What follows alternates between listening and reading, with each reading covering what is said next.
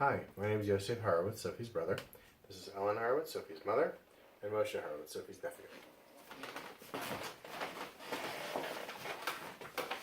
If you had a chance to save your own child, or thousands of our country's children from a crippling and potential fatal disease, simply by sending an email to your congressperson or to the senator, would you?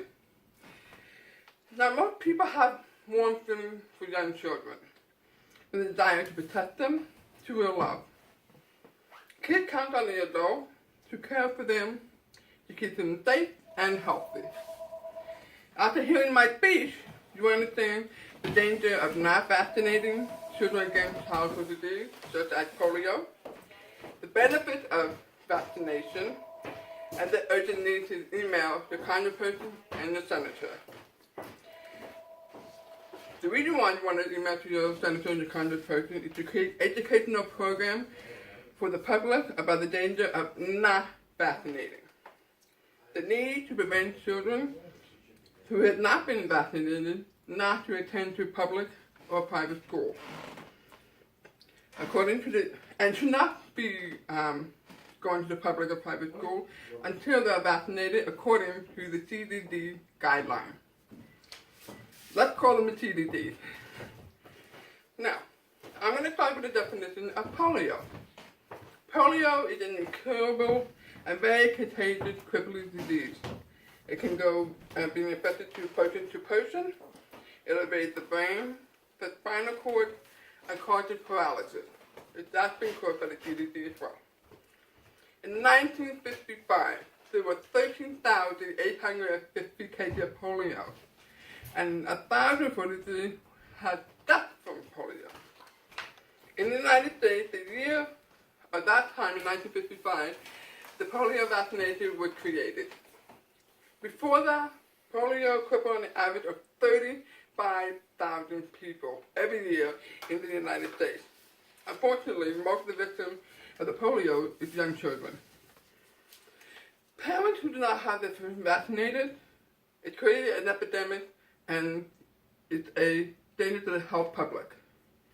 You may ask why some parents don't vaccinate their children. One, they're afraid of the bad reaction from the vaccination. They don't have enough information about the vaccination, or they haven't gotten around to it. And last, there's not been enough vaccine for the community. We know the vaccination rates are low and that the decrease of polio. You want the polio to be decreased and the vaccination to be increased. Especially in children who have been vaccinated and the children with poor or low immunity are the cases with cancer. So, I propose a solution. Educate the public, such as labor and delivery in the hospital, TV, news, internet. Let's get the word out, including the Red Cross. The other one is the strict policy of not letting unvaccinated children to the public and private school. And that's from the preschool to the high school. And last is providing free information and vaccination to every child in America, government funded. And so the result of the solution would be amazing. No sudden outbreak. And there's a quote from ProCrime saying, a dramatic reduction in disability resulting from a preventable childhood illness.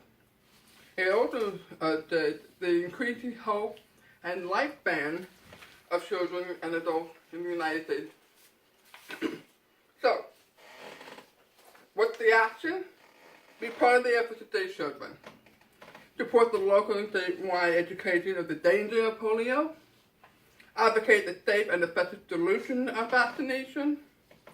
Support strict policy of not allowing kids in school until they are vaccinated. And also provide free vaccinating to every and all children in the United States. So before my conclusion, I want to say that the United States has been polio-free since 1979. But there are countries in Africa and Asia that still have polio. Polio is very contagious.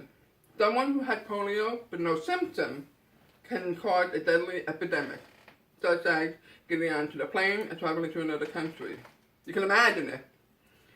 Children die because the polio virus destroys the muscle and help them breathe. Even children who survive can have serious problems as an adult. And the World Health Organization quotes, "There is no cure for polio, but it can easily and safely be prevented by giving every child the recommended vaccination." I would like to share Mr. Kerry Jacobson's story. And I chose that story because I thought he said it beautifully. He said it all. So, in 1952, I contracted bulbar polio. It's the rarest and most dangerous of the strain of polio virus. And he just turned 7. I caught the virus from a neighborhood friend of my older sister who had been playing at our house, and then I was admitted to the hospital, while his right leg and hip was impacted, and the strength and the endurance are an issue. My major and enduring area of difficulty are swallowing, breathing, talking, and articulating. I am experiencing equally challenging in this area, post-polio syndrome. I'm extremely concerned about the re-emerge of polio.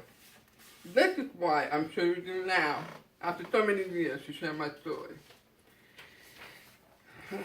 In closing, I know your heart is in the right place.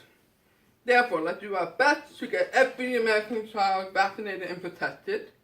Email your congressman and senator, encourage the education, a strict policy of not allowing children into school until they've been vaccinated, according to CDC guidelines. Thank you for listening.